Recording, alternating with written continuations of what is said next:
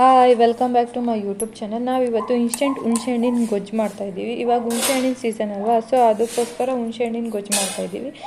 ನಮ್ಮ ಕಡೆ ಇದನ್ನು ಹುಣಸೆಹಣ್ಣಿನ ಗೊಜ್ಜು ಅಂತ ಕರೀತಾರೆ. ನಿಮ್ಮ ಕಡೆ ಏನಂತ ಕರೀತಾರೆ ಅಂತ ಕಮೆಂಟ್ ಮಾಡಿ. ಇದಕ್ಕೆ ಬೇಕಾಗಿರೋ ಐಟಮ್ಸು ಒಂದು ಈರುಳ್ಳಿ, ಒಂದು ಬೆಳ್ಳುಳ್ಳಿನ ಎರಡನ್ನೂ ಸಣ್ಣದಾಗಿ ಹಚ್ಕೊಂಡು ಇಟ್ಕೊಂಡಿರಬೇಕು. ಅದಾದಮೇಲೆ ಒಂದು ಸ್ಟವ್ ಹಚ್ಚಿ ಸ್ಟವ್ ಮೇಲೆ ಒಂದು ಪಾತ್ರೆಗೆ ಒಂದು ಸ್ಪೂನ್ ಆಯಿಲ್ ಹಾಕಿ, ಆಯಿಲ್ ಕಾಯ್ದಾದ್ಮೇಲೆ ಸ್ವಲ್ಪ ಸಾಸಿವೆ ಸಿಡಿದ್ಮೇಲೆ ಜೀರಿಗೆ ಸಿಡಿದ್ಮೇಲೆ ಕರಿಬೇವು ಹಾಕಿ ಸಣ್ಣದಾಗಿ ಹಚ್ಕೊಂಡಿರೋ ಈರುಳ್ಳಿ ಬೆಳ್ಳುಳ್ಳಿನ ಪಾತ್ರೆಗೆ ಹಾಕಿ, ಅದಕ್ಕಿಂತ ಮುಂಚೆ ಒಂದು ನಿಂಬೆಹಣ್ಣಿನ ಗಾತ್ರದ ಹುಣಸೆ ಹಣ್ಣನ್ನು ನೆನೆಸಿ ಕಿವುಚ್ಕೊಂಡಿರಬೇಕು.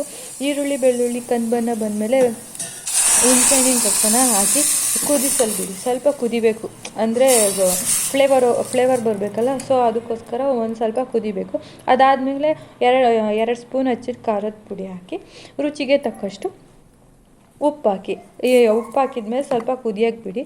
ಇನ್ನೇನು ಕುದಿತೈತೆ ಅನ್ಬೇಕಾದ್ರೆ ಒಂದು ಸ್ಪೂನ್ ಬೆಲ್ಲ ಹಾಕಿ. ಬೆಲ್ಲ ಯಾಕಪ್ಪ ಹಾಕಬೇಕು ಅಂದರೆ ಉಪ್ಪು ಮತ್ತು ಖಾರ ಎರಡೂ ಕರೆಕ್ಟಾಗಿ ಬ್ಯಾಲೆನ್ಸಾಗಿರಲಿ ಅಂತ ಬೆಲ್ಲ ಹಾಕಬೇಕು. ಅಂದರೆ ಉಪ್ಪು ಖಾರ ಎರಡು ಕರೆಕ್ಟಾಗಿರಬೇಕು ಅಂತ ಬೆಲ್ಲ ಹಾಕಬೇಕು. ಇನ್ನೇನು ಕುದೀತಾ ಇರಬೇಕು ಅಂದಾಗ ಒಂದು ಸ್ವಲ್ಪ ಕೊತ್ತಂಬರಿ ಸೊಪ್ಪು ಹಾಕಿ. ಕೊತ್ತಂಬರಿ ಸೊಪ್ಪು ಆದಮೇಲೆ ಸಾರು ರೆಡಿ ಆಯಿತು. ಇನ್ಸ್ಟೆಂಟ್ ಹುಣಸೆಹಣ್ಣಿನ ಗೊಜ್ಜು ರೆಡಿ ಆಯಿತು.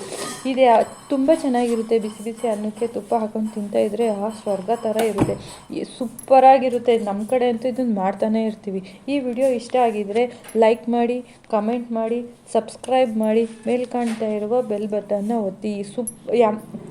ತುಂಬ ಚೆನ್ನಾಗಿರುತ್ತೆ. ಇದನ್ನು ಅನ್ನದಲ್ಲಿ ತುಪ್ಪ ಹಾಕೊಂಡು ತಿಂತಾಯಿದ್ರೆ ಸೂಪರಾಗಿರುತ್ತೆ.